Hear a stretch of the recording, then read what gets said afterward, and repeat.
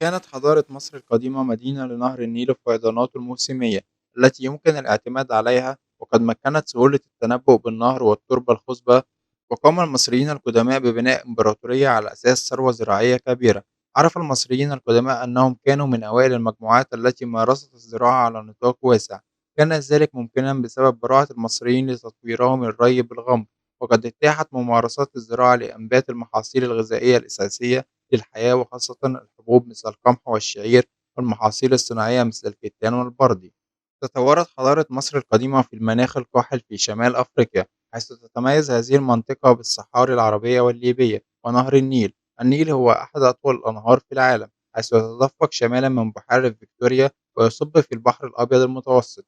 ينقسم مجرى النيل إلى رافدين رئيسين، هما النيل الأزرق التي ينبع من أثيوبيا، والنيل الأبيض الذي ينبع من رواندا. في حين يعتبر النيل الأبيض أطول وأسهل اجتياز، يزداد عنه النيل الأزرق بثلثي كمية مياه النهر.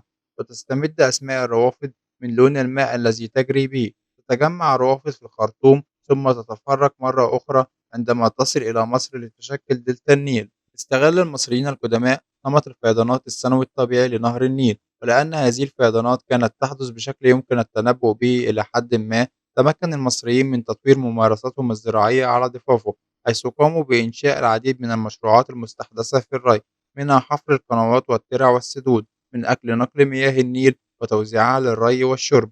ترتفع مستويات المياه في النهر، والتي كانوا يقيسون على أساسها منسوب الفيضان من أجل تحديد قيمة الضرائب التي تفرض على المزارعين في أغسطس وسبتمبر، مما يترك السهول الفيضانية والدلتا مغمورة ب 1.5 متر من المياه في ذروة الفيضان. ويعرف هذا الفيضان السنوي للنهر وموسم الفيضان.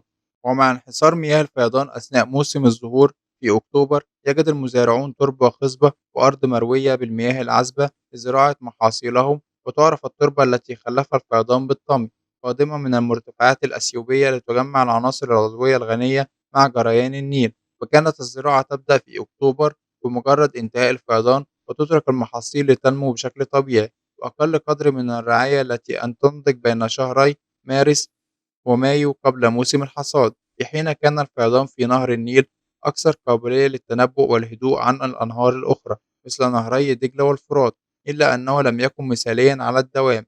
كانت مياه الفيضان العالية مدمرة، بل كان بإمكانها أن تدمر القنوات التي شقها المزارعون للري. على جانب آخر، كان انقطاع الفيضان في موسمه يصنع مشكلة أكثر خطورة من مجرد تهدم القنوات، تاركا المصريون يعانون من وطأة المجاعة.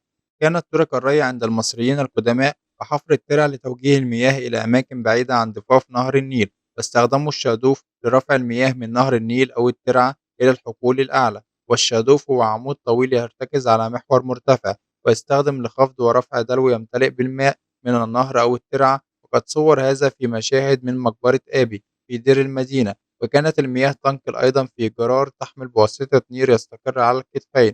وقد صور هذا أيضا في مشاهد من الحياة اليومية. وحفر قدماء المصريين ترعة طويلة للري تعرف ببحر يوسف لجلب المياه للري من نهر النيل إلى منخفض الفيوم. قام المصريين القدماء بإنشاء مشروعات الري والزراعة هي أساس حضارة مصر القديمة. تميزت الحضارة المصرية القديمة بطابعها الزراعي. قامت الحضارة المصرية القديمة حينما استقر الإنسان المصري القديم وزرع الأرض. كانت الزراعة أساس رخاء البلاد وثروتها، وقد أحسن المصري القديم استغلال الأرض وموارد مصر الطبيعية لسد حاجته. يعتبر نهر النيل من أهم العوامل الطبيعية التي ساعدت على قيام الحضارة المصرية القديمة. وقد راقب المصريين القدماء نهر النيل وعرفوا كيف يستفيدون من مياهه عن طريق إقامة المقاييس وإقامة السدود وحفر الترع والقنوات، واستخدموا الشادوف والمنجل والمحاريس التي تجرها السيران لتسجيل أيام الفيضان ودرجة ارتفاع مياه نهر النيل وانخفاضها.